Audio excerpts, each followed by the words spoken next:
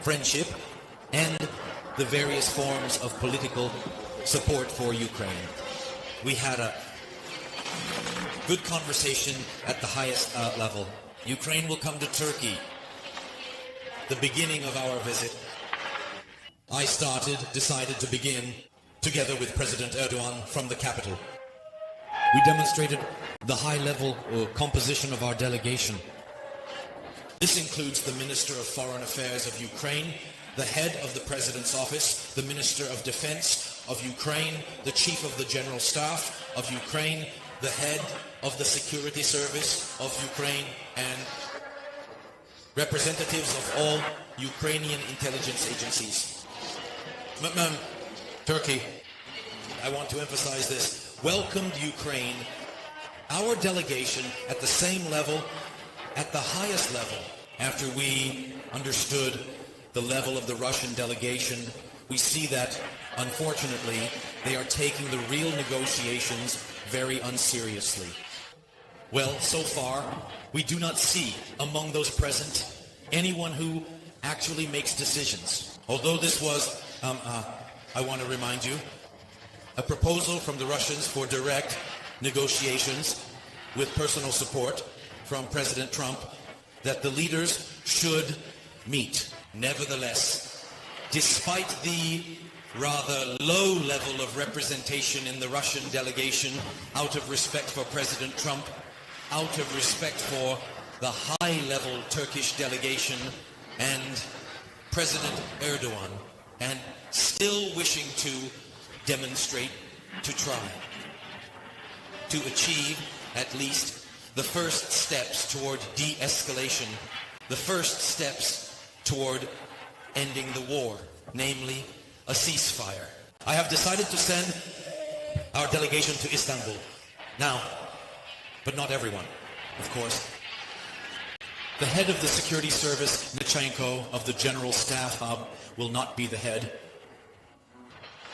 Yes, but the delegation will be led by the Minister of Defense of Ukraine. Along with him, there will be professionals, military personnel, and intelligence officers. The Minister of Defense.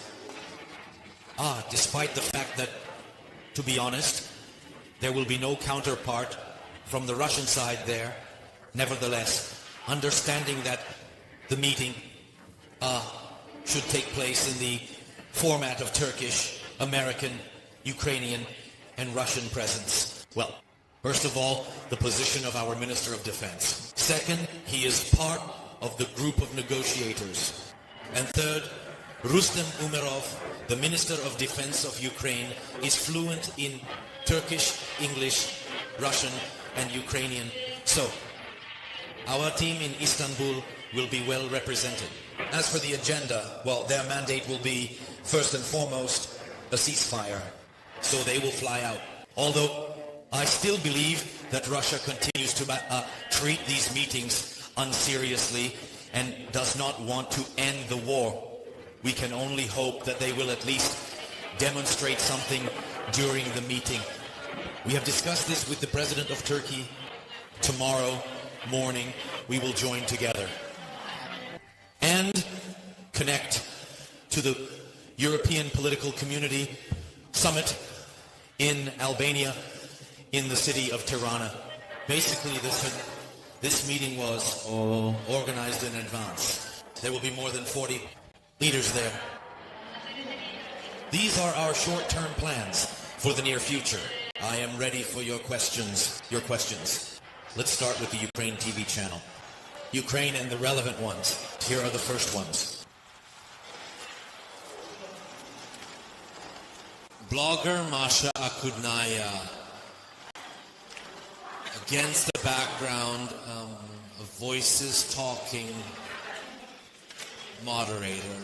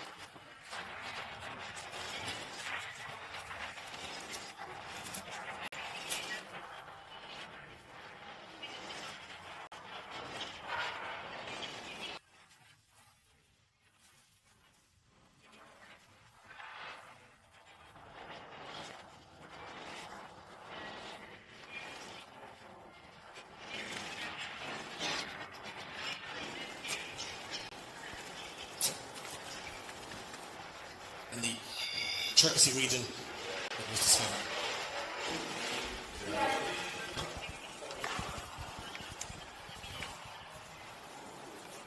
Serhiy, yes. Serhiy, go ahead.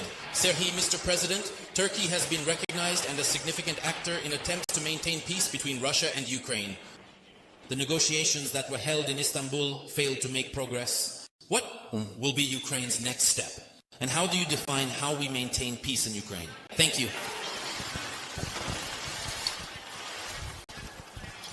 Thank you. I don't want to spend time now discussing what a just peace is, because some people will like it and others will be irritated by it.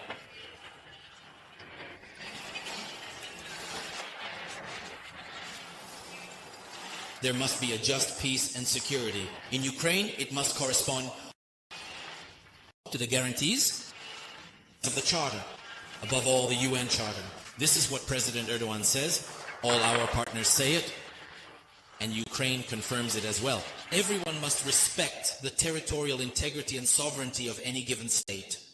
As for today's demonstration, or the level of the delegation, or the decisions, once again, I emphasize we might not even need to talk about the level of the delegation if they have the opportunity to reach some kind of agreement. We are all talking about the result. By our presence and our level, we are demonstrating that we want a swift end to the war. And all of us, the people who are here, we all have a mandate, institutionally, from the people of Ukraine or from the legislative body. Our authority includes a mandate to negotiate the appropriate steps that lead to ending the war. On the other hand, we see representatives of the Russian Federation. We understand what level they represent. Not Ukraine because we are at war and therefore do not respect it. No, everyone sees this. America sees it and we are in communication with them, and Turkey sees it as well. That Russia needs to demonstrate something, either a high-level delegation or the level of leaders or some decisions. Something. If there is no such demonstration, it means there is no readiness to talk about ending the war and making decisions, which means there is a lack of political will, which means Russia does not feel that it needs to end this war, which means there is not enough political, economic and other pressure on the Russian Federation. And that is why we are asking, if there is no ceasefire, if there are no serious decisions, if there are no bilateral meetings, we are asking for appropriate sanctions that will serve as an incentive for a faster end to the war, or at least speed up our discussions about this. We want a strong package of sanctions, which was mentioned recently. In the past few weeks, there has been a lot said about this by the USA, by European countries, as well as by countries of the global south, which do not support the imposition of sanctions. This is due to their respective economic relations with Russia, but now Russia is showing that it does not want to end the war. I think that there should be a global movement from Kyiv. Next question, please. 1 + 1 from this side. Mr. President, good afternoon. Please tell us, after your meme at the airport, your phrase, "I am here," which instantly became a meme that spread everywhere and became a verdict for President Putin and his intentions to negotiate. Were there any signals from our partners? This is regarding the pressure on the Russian Federation from our American partners, from our European partners, about the pressure and whether they are ready to finally impose these sanctions, or will they once again say that they are postponing their final warning? And also, weapons from the USA. President Trump promised. Thank you for the question. The main task for Ukraine, I believe, is to be consistent and constructive. And even now, despite the level of the delegation, we are deliberately sending our delegations at the level of the Minister of Defense of Ukraine, so that later no one can say that there was something wrong. Depended on Ukraine, especially regarding the disruption of certain negotiations. And for me, this is very important. That's why I am sending this signal right from the start. I don't want the Russian Federation to come out now and say, well, we don't know. Well, we kind of feel that something isn't coming together there and so on. You understand? That's the first thing. And the second point, we expect sanctions to be imposed if Russia does not move forward toward ending the war. Even now, you can see that no one is talking about ending the war anymore. Everyone is talking about a ceasefire because everyone understands how difficult the path is with these people. Third, I believe that the Kremlin leader should demonstrate his leadership if he is ready for negotiations. There needs to be a meeting without any preconditions or whatever he might want. Let's meet. It can't be like this. We are in Ankara right now. We just arrived here. After this, we are sending a team to Istanbul. He is not here and he is not in Istanbul.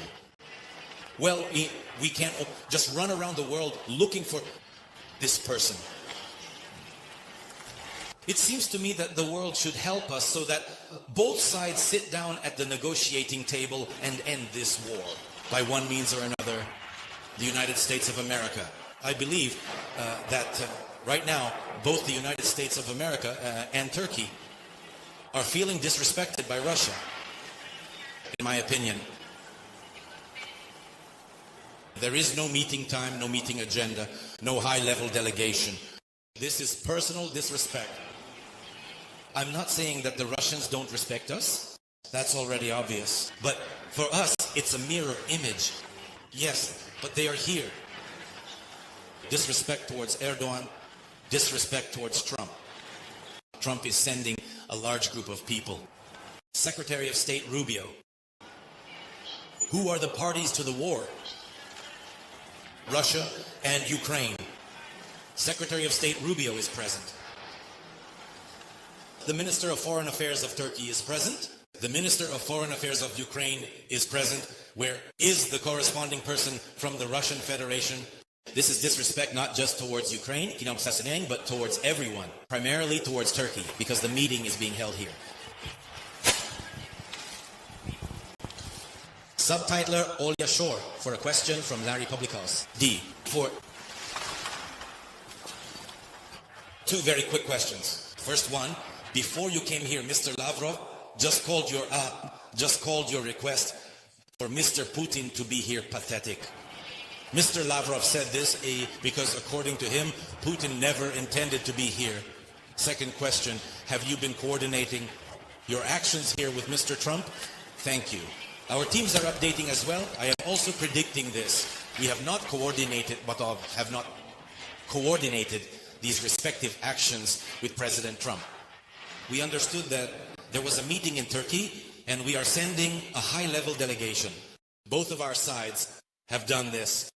Furthermore, as you know, President Trump is on a tour of the Middle East, and it is clear that he has meetings with the respective leaders every day.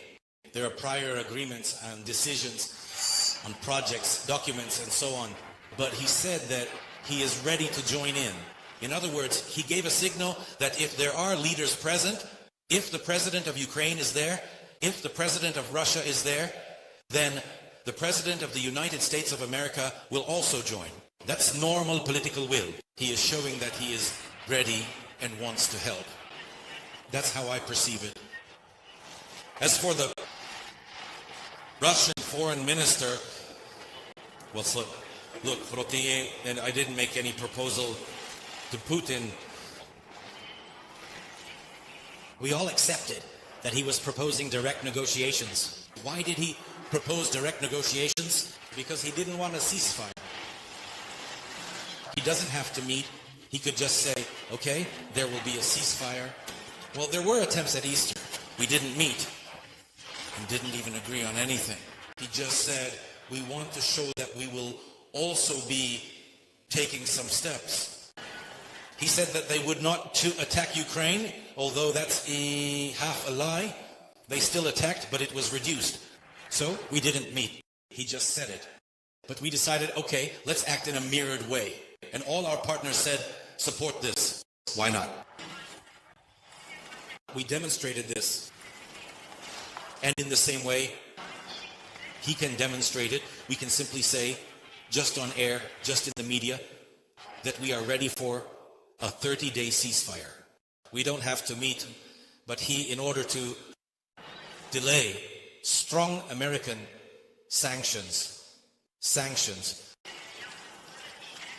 I want to show that he is constructive and he is ready for any negotiations.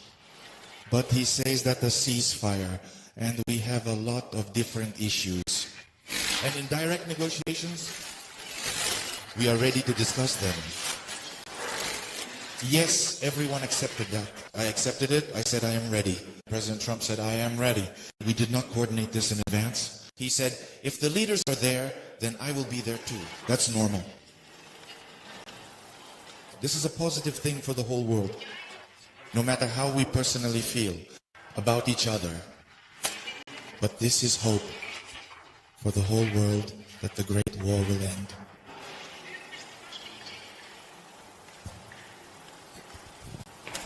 Next question. Bulovske, Crimean News, 4th row.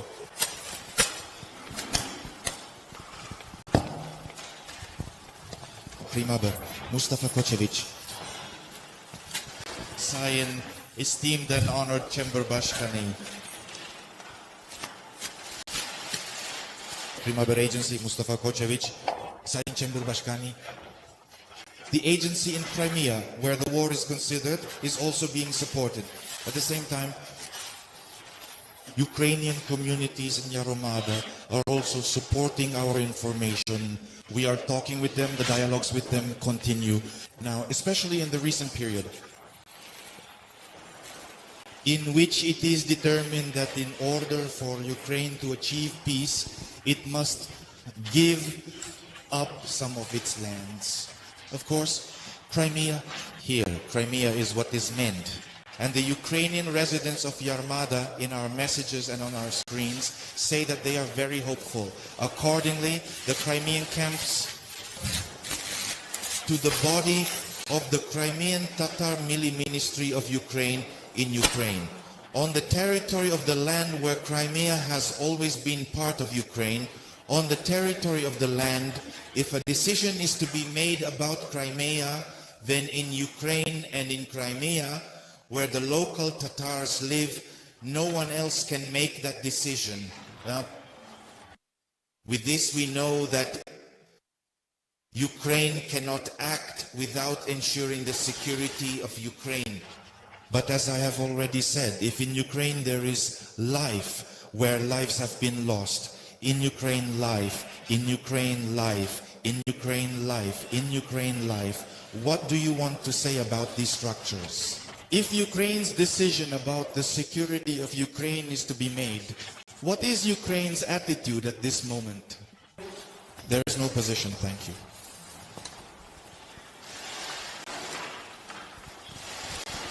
Our position, which I can present today as a guarantee of the Constitution. Our position is in the Constitution of Ukraine. Crimea is part, our state, and Turkey, thank God, supports this position. DACO understands it, supports the UN Charter, supports that Crimea is Ukraine. Yeah, Crimea, it is a Ukrainian peninsula. President Erdogan himself always personally initiates conversations with me when we talk about the issue of Ukraine and territorial integrity. He always says, I am once again confirming to you, I support the territorial integrity of Ukraine. We do not recognize temporarily occupied territories. We do not recognize Russian Mipivozorov. Crimea is Ukrainian. He always supports that. Thank you. This is my position, this is his position, and it is the position of most of the world. That's the position. That's all. Therefore, we cannot discuss it. territorial issues, addressing them would violate our constitution. Questions about the territories or what is happening. With them, how to restore our territorial integrity. What humanitarian crises are occurring in this or that part of our temporarily occupied territories. Yes, we are ready. We need to discuss this. There are many details, but in all discussions, I emphasize this. This is my unwavering position. Legally, we do not recognize any of our temporarily occupied territories as Russian. This is Ukrainian land. Thank you for watching.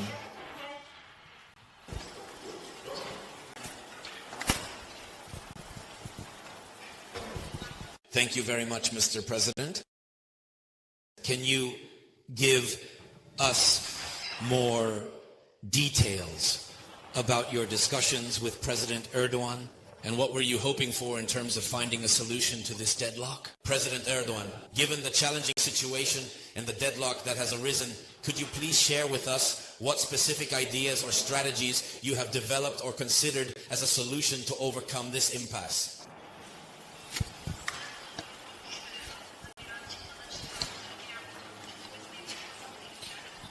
When people do not want to achieve a result, when people do not want to talk, when people resolve issues only with weapons, that is war. And when it is war, and we do not see an end to this war, people turn to diplomacy precisely to avoid what you mentioned, to avoid a deadlock. That is, you have to take steps to get as close as possible, as much as possible. Everything that you can do, increase pressure on the aggressors in various ways. This means strengthening Ukraine with weapons, with protection, with security guarantees for Ukraine, to put pressure on the side that does not want the war to end. And the position, by the way, of the United States of America at the very beginning was, you saw it, the position of President Trump was to put pressure on both sides. That's true. And I believe that we were pressured more than Russia was.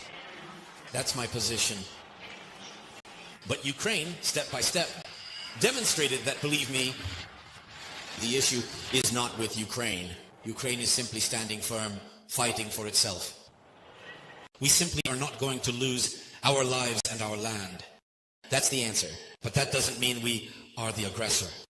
And step by step, we confirm this on various diplomatic platforms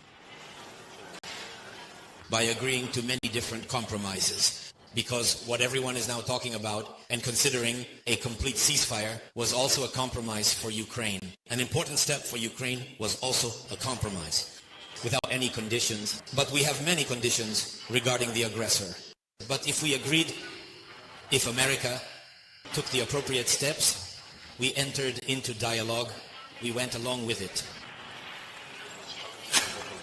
And Ukraine has taken not only these steps, many different diplomatic steps, and we moved towards some kind of format, even a little bit of a format that could bring everyone closer to ending the war. But it cannot be one-sided, only from one side. And the pressure cannot be one-sided either. And that's why we really want to see pressure being put, on Russia, on Putin. Sanctions from Europe, the US, from other countries. At the very least, sanctions. My question concerns candidates for Europe.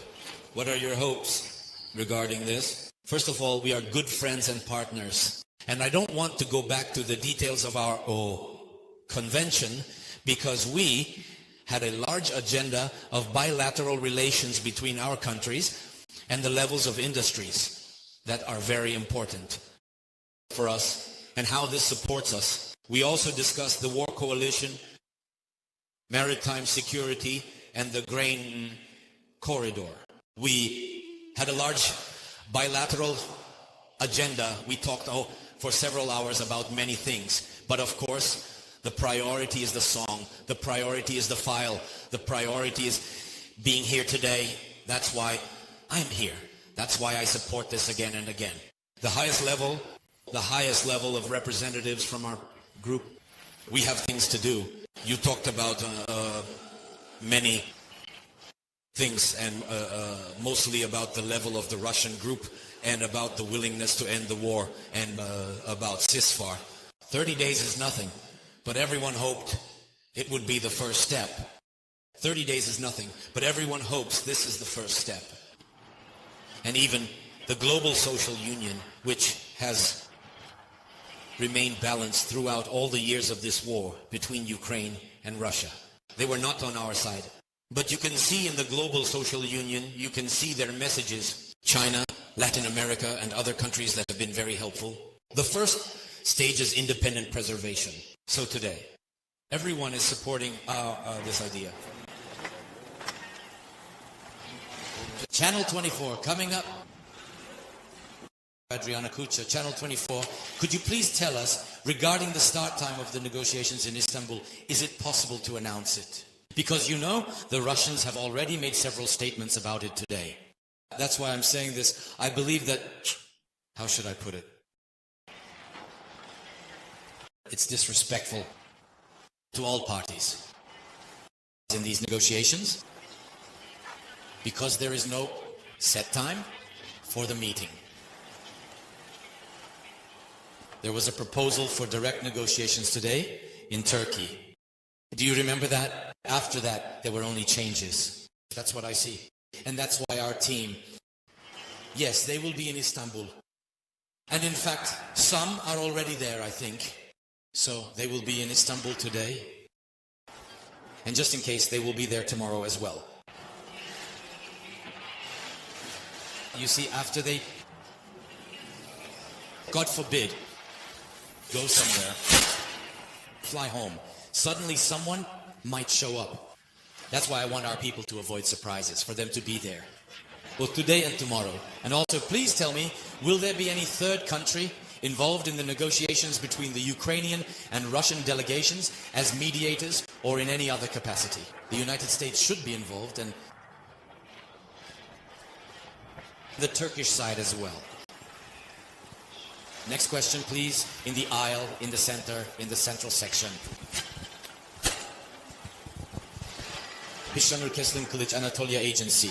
Regarding the elections, which I would like to ask about the leaders. Don't you have elections? Did you come? Regarding the elections, which I would like to ask about, the leaders who make decisions, who decide, who decide, who decide, who decide, who decide, who decide, who decide, who decide, who decide, who decide, negotiators who do not hold direct talks, negotiators who do not hold direct talks. Does this correspond to the nature of the work? What do you want to say about this?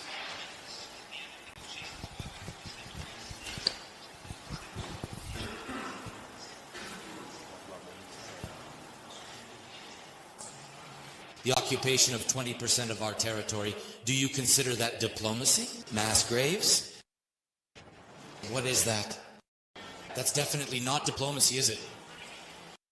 In the modern world, the forced deportation of 20,000 Ukrainian children to Russian territory, does that look like diplomacy to you? There's a lot of this, and I don't want people to say that I'm just pushing some kind of Ukrainian narrative. All of this is painful. Even calling such things narratives is painful. I want to tell you, we haven't been dealing with ordinary diplomacy for a long time now. A very long time ago, because we are dealing with people who, in a completely undiplomatic way, came to destroy us. Completely destroy us. Our history, our identity, our families. We have those who have. And I don't want us to have that kind of dialogue with you right now. Historical. Someone wants to talk about how it all started. Because I'll have my own opinion, the Russians will have theirs, and I don't want to discuss that. And that's exactly why. Because there are so many such questions, there will be a lot of them. Just look at the signals from the Russians. First, you need to understand the roots of this war. Why is this being done, in your opinion? Why are such signals being sent to keep the war from ending? Because all of us, you respect your language, your flag, your people, your history, and we do the same. And the Russians do the same with theirs. But they also want to impose their history on us and take away what is very dear to us. That's why in every war, the first step is taken. As President Trump says, stop the killing. Okay, we support stopping the killing. That is a full, unconditional ceasefire. And for that, you really don't need leaders. What you need is the political will of a leader. And it can be done. And this is not a war like the one 100 years ago. There are media, there is the internet. It is really possible not to meet in person, not to complicate all the processes, but to agree on a ceasefire and then talk about monitoring so as not to get into the details of the entire structure, the whole path that will lead to the end of the war right now. Because if we start arguing about the details now, years of war could pass. That is why everyone is saying, let's try a ceasefire for 30 days. And when one side, and it is just one side, only one. Now the whole world has united around a full, unconditional ceasefire. There is no one else saying, first, let's talk about how the war will end completely. Everyone supports this because it's clear that it will stop the killings. And that's a fact. There will be violations, but not on a massive scale. There will be some shots fired, but it will be quiet, balanced. The artillery will fall silent. Someone might lie about something somewhere, but that's about small arms fire. But there won't be ballistic missiles flying because everything will be tracked thanks to technology. S1. A couple more questions, please. AP, and then Sky. Perez, we also have from the press. If the delegations manage to meet, yes, it will be the first contact in 3 years. For many, this might appear to be a certain kind of progress. What do you think about this? Is this real progress in the negotiation process? We are ready for it. The delegation will be sent. It has already been sent. The delegation is ready for this. Turkey, its delegation is ready. They are also on their way. The American delegation is partly there, partly still on the way. The meeting could be this evening, or it could be tomorrow. We have done everything on our part. Everyone is waiting for a demonstration from the other Russian side. But whether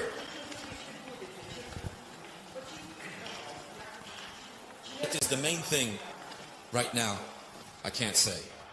The content of the meeting is important. We have a kind of let's see attitude.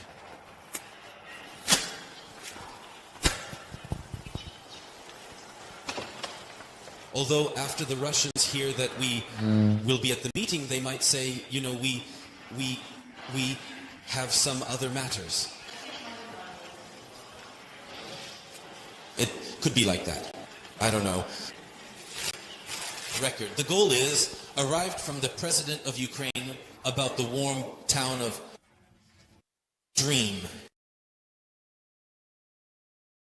What you have said to him, and the fact that he had a cup of burning of moon for the stage of the process can be much more than that. We all want the peace process to begin. It seems to me that the relevant meetings at the level of the triple security advisors have taken place, and there everyone was drawing various maps regarding a peace agreement or a path to ending the war. We may not support this roadmap, this path. Yes, we may disagree with some things, but when the group is working, it is still a step in the right direction. This is the work of diplomats. And so I would say that these meetings are taking place, and that gives us great hope. The fact that Europeans have united like this, something that hasn't happened before. I believe that Europe and America, and now we are together in this diplomacy. There are many different tracks where we may disagree again, but even in these tracks, we are still working together. We all want this. And so the path, when the Russians say, let's move to direct negotiations, I believe that is the right one. Therefore, I believe that the overall direction chosen is the right one. What will happen with this direction, I do not know. If I were to meet at the level of leaders, I am sure there is no arguments, not to try to agree, at least for some period, on a ceasefire. And I think that we would definitely achieve such a result, or maybe even some other result. I can't say. Sir, now, the last question is you are just navigating. It is stocked up in size. Thank you for this opportunity. Head Life News. It was mentioned that law enforcement officers are present here, the security block. We did not see Budanov. Why is he supposed to be here? And despite the fact that we are talking here about the possibility of ending the war, American intelligence in particular is reporting new major Russian offensive campaigns planned for the summer. So what details do we have? Thank you, that's all. We have representatives from all intelligence agencies, external development representatives of the GUR, representatives from the security service. The main issue is security. That's why this block, the security block, is headed by one person. The head of the security service of Ukraine. Just as there is a chief of the general staff. And there is no commander-in-chief because each has their own specific duties. I think we can move everyone here now, but I think that's enough. This group, that's exactly...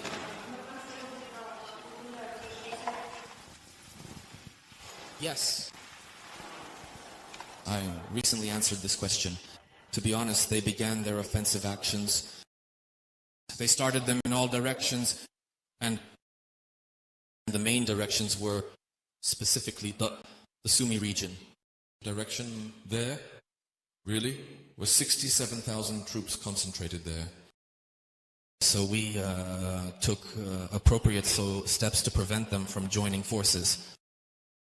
And so they work to recover, regroup, and do their thing, which they do for themselves. They have chosen. In other words, they want to carry out this offensive, and it's clear to us they do.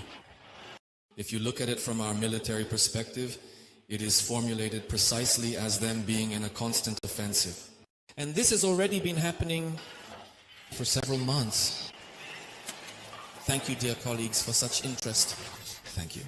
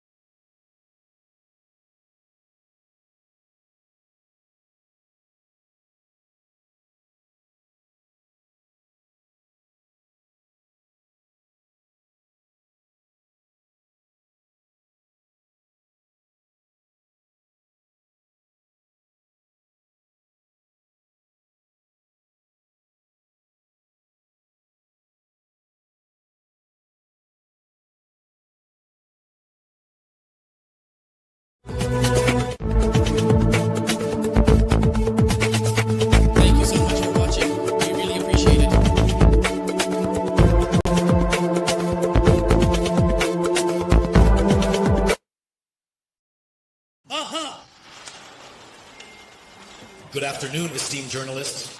Thank you for this meeting, for the conversation.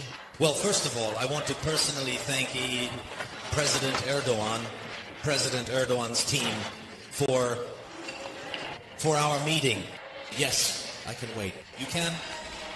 Yes. Prepare your headphones. Okay? Favorite translation? Okay? For me, that's great. Endlik Street, Ashi Antiloyu, thanks so much. I want to thank, yes, President Erdogan, his team. We are very grateful to the people of Turkey for supporting the territorial integrity and sovereignty of our country. President Erdogan once again confirmed this during our conversation, that he always supports Ukraine and considers Crimea to be Ukrainian.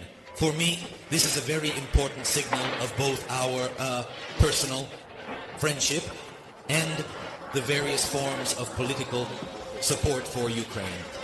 We had a good conversation at the highest level.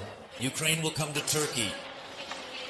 The beginning of our visit, I decided to begin together with President Erdogan from the capital. We demonstrated the high-level composition of our delegation. This includes the Minister of Foreign Affairs of Ukraine, the head of the President's office, the Minister of Defense of Ukraine, the Chief of the General Staff of Ukraine, the head of the Security Service of Ukraine, and representatives of all Ukrainian intelligence agencies. Turkey, I want to emphasize this, welcomed Ukraine, our delegation, at the same level, at the highest level.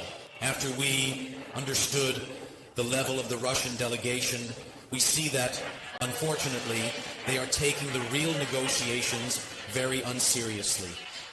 Well, so far, we do not see among those present anyone who actually makes decisions. Although this was, I want to remind you, a proposal from the Russians for direct negotiations with personal support from President Trump that the leaders should meet. Nevertheless, despite the rather low level of representation in the Russian delegation, out of respect for President Trump, out of respect for the high-level Turkish delegation and President Erdogan, and still wishing to demonstrate, to try, to achieve at least the first steps toward de-escalation, the first steps toward ending the war, namely a ceasefire.